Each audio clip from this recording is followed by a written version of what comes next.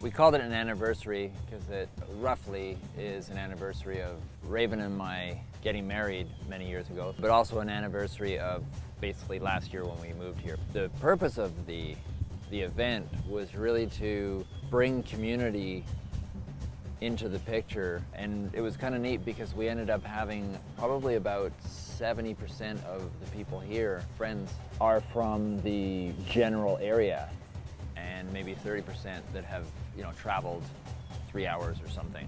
The performance that we had, 6 women belly dancer troupe, kind of taking, I think it's called tribal style belly dancing, where they use a lot more kind of muscle movements and it's a little more free form. We asked Ishra if she would be into doing, yes, a performance, but something to raise energy and do whatever we could to harmonize. I think they did a really, really good job.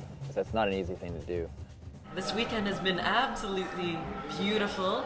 I'm so glad to share this space with my dancers. It was actually started as a trade for tattooing for one of our dancers. She presented me with an offer to have my scars tattooed. And Damon, that's one of his passions, is to tattoo over scarring and sort of rebirth that kind of healing. Mark and Wendy were here as well last night, and they're my Indigenous elders. They lead a lot of healing ceremonies. In some of the teachings that I've received from them, it's come up quite a few times that strawberries play a very, very important and symbolic aspect in many of these ceremonies.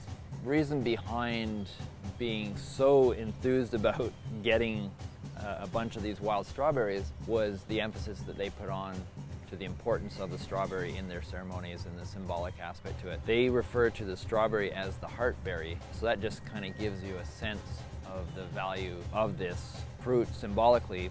This last year, we've also had the barn being built, and it's been a slow process. We didn't just want a practical barn and fence. The practical is definitely an aspect of it, but we wanted a barn with essence, with energy, with soul. We got a hold of wonderful, wonderful barn builders.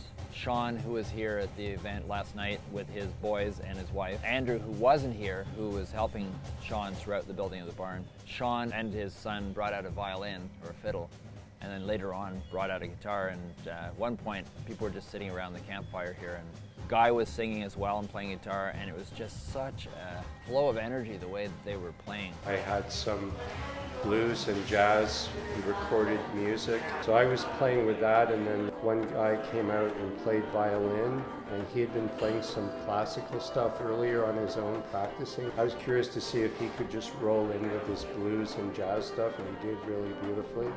And the other young guy there, he just picked up a djembe drum and rolled in, so it was really fun. We had a really nice groove going. There's people that are coming in and just playing a very important part of the energy of how this is developing.